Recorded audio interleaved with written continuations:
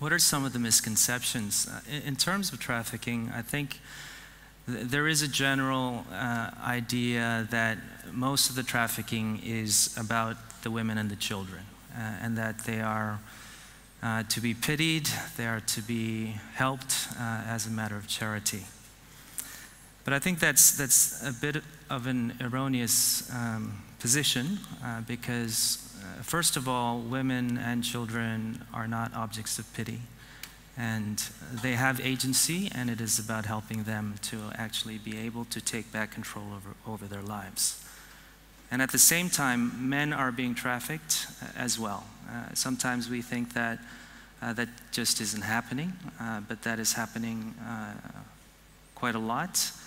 And there is growing recognition now that there is a lot of men being trafficked into labor trafficking. So whether it is into the fishing boats or into unregulated factories or work in plantations or construction sites.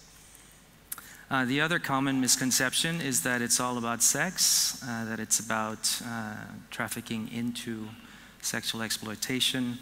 That again, there's a growing recognition that that is not the case, and that trafficking is very much into labor trafficking as well.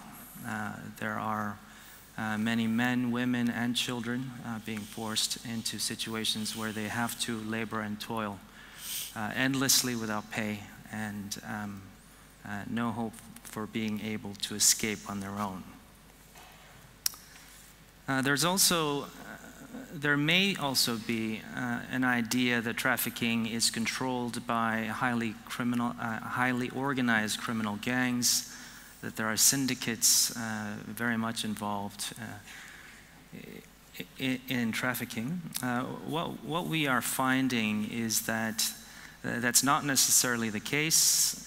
In countries like Cambodia, Laos, Myanmar, a lot of the criminals engaged in trafficking are not highly organized criminals. Sometimes they can be the boyfriend that sells his girlfriend into a brothel, or it can be an aunt, a relative, a trusted member of the family that actually enslaves one of her own relatives. And so there is no one profile for who the trafficker is, and so that makes it even more difficult to try and uproot this problem.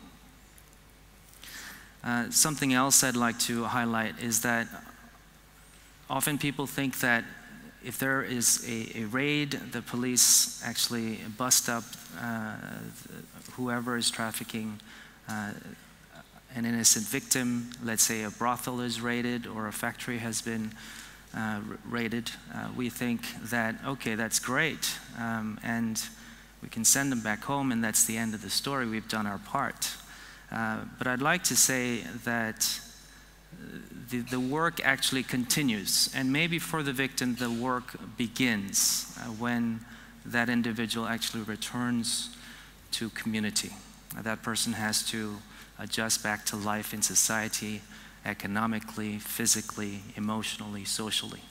And the journey begins there, and the assistance that's often required isn't there. And that's something where I try to highlight as often as possible, because even within the many anti-trafficking players, the amount of work, the amount of funding that goes into helping a person reintegrate or adjust back to life in society is very minimal, and it is a neglected area of the work.